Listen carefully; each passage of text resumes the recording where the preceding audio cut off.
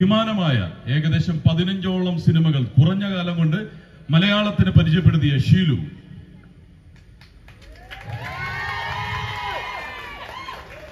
എല്ലാവർക്കും നമസ്കാരം.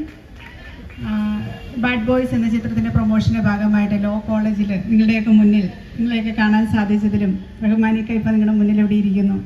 അതിൽ തീർച്ചയായിട്ടും ഞാൻ അഭിമാനിക്കുന്നു.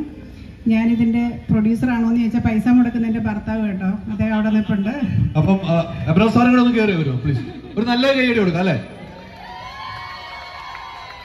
നമ്മുടെ ആൻസർ പോളുകൾ.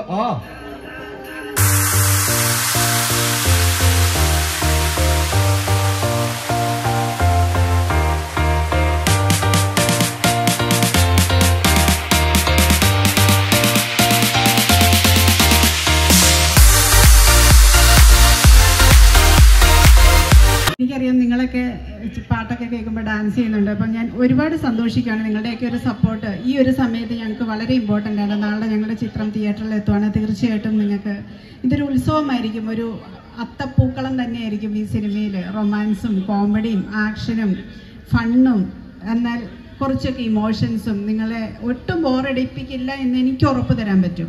അപ്പോൾ തീർച്ചയായിട്ടും നിങ്ങളുടെയൊക്കെ ഈ സപ്പോർട്ടിന് ഒരുപാട് നന്ദി. വീണ്ടും ഞങ്ങളോടൊപ്പം ഉണ്ടാകുമെന്ന പ്രതീക്ഷയിൽ thank you so much. Anson Paul എത്തിയിട്ടുണ്ട്. ബ്രാഹ്മന്റെ സന്തതികൾ മമ്മൂക്കയുടെ സ്വന്തം സഹോദരനായിട്ട് അഭിനയിച്ചു. ആടിലെ വില്ലനായിരുന്നു. ഇതില് പൊളിക്കുകയാണ്. ബാഡ് ബോയ്സിലെ 4 പേരിൽ ഒരാളാണ്. 3 പേര് 2 പേരെ ഉണ്ടായിരുന്നുള്ളൂ. ഒരാൾ കൂടി വന്നപ്പോ കംപ്ലീറ്റ് ആയി, ഫില്ലായി. അപ്പൊ ഇനി ആരാണ് നിങ്ങളോട് സംസാരിക്കേണ്ടത്? അല്ല, സംസാരിക്കാൻ നമുക്ക് റഹ്മാനിക്കയുടെ ഒരു റൊമാൻറ്റിക് പാട്ടായാലോ?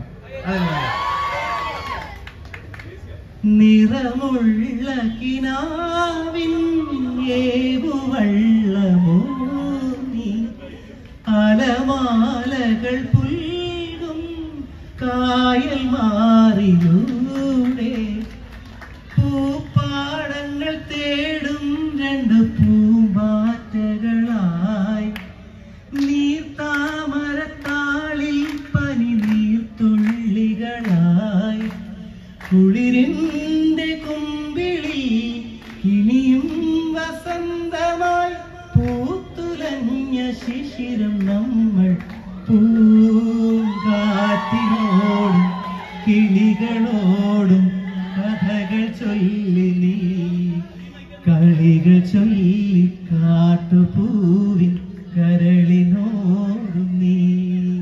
ഇനി അദ്ദേഹത്തിന്റെ അടിച്ചുപൊളി പാട്ട് മോളെ പാടിയത് ഇവനാണ്. ഇവനൊരു പൂ കൊടുക്ക്. എത്ര സുന്ദരിമാരുള്ളതാ, ഒരു പൂ എനിക്ക് തന്നൂടെ?